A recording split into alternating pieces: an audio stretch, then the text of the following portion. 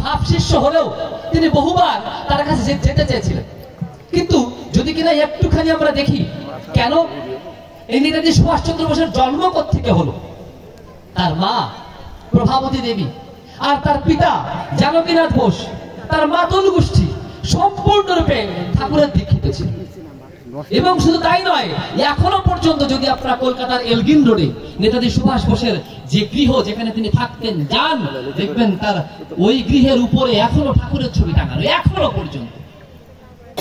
আমরা শুধুমাত্র নেতাজি সুভাষ বোসকে দেখে অবাক হই, দেখি না কোন আদর্শ তার পিছনে কাজ করেছে। তার কাছে যে এসেছে কয়লা হয়ে এসেছে, হীরা হয়ে ফিরে গিয়েছে। আপনি আমি প্রত্যেকেই, আমাদের মধ্যে অনেক কয়লা আছে, এটা কলিযুগ। আর এই কলিযুগের কয়লা নিয়ে জন্ম, আমাদের কলুষ নিয়ে জন্ম। এই কলুষকে যিনি নাশ করেন তখন তাকে কলকি বলে। এই কলকি মানে ওই বইয়ের পাতার কলকি নয়, ওই বইয়ের পাতার কলকি অবতার প্রমাণ করার দায় আমার নয়, কারণ ও আমি 1000 বার প্রমাণ করলেও যা, না করলেও তাই। কেন জানেন? ও প্রমাণ করে এখানে যত যাই করি না কেন কোনো লাভ নেই, শুধুমাত্র মন রেশারেশি আর তর্কাতর্কি হবে। বাস্তব কথা শুনে যান। বাস্তব কথা হচ্ছে এই, মুসলমানরা দাবি করছে দিনের নবী হযরত মুহাম্মদ সাল্লাল্লাহু আলাইহি ওয়াসাল্লাম তাদের শেষ নবী, ঠিক না? এখনো পর্যন্ত খ্রিস্টানরা মানে না।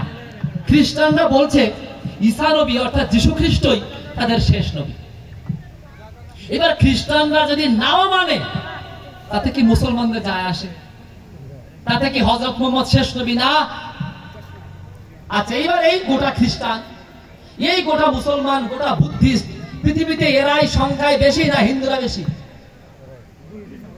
এই পৃথিবীতে হিন্দু বেশি না অন্য ধর্মাবলম্বী বেশি? অন্য ধর্মাবলম্বী। হ্যাঁ, অন্য ধর্মাবলম্বী। হিন্দুরা কম। হিন্দুরা পৃথিবীতেও সংখ্যালঘু, সত্য এটা, সত্যকে স্বীকার করা ভালো।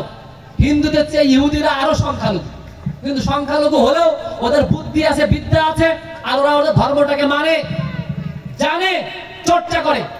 আর তাই পৃথিবীতে বিজ্ঞান এবং দর্শন সাহিত্যে ওরা উন্নত, ওরা নোবেল প্রাইজ পায়।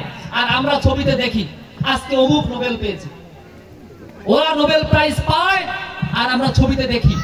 ওরা এই বাল্ব আবিষ্কার করে টমাস আলভা এডিসন, আর আমরা তার সুফল ভোগ করি।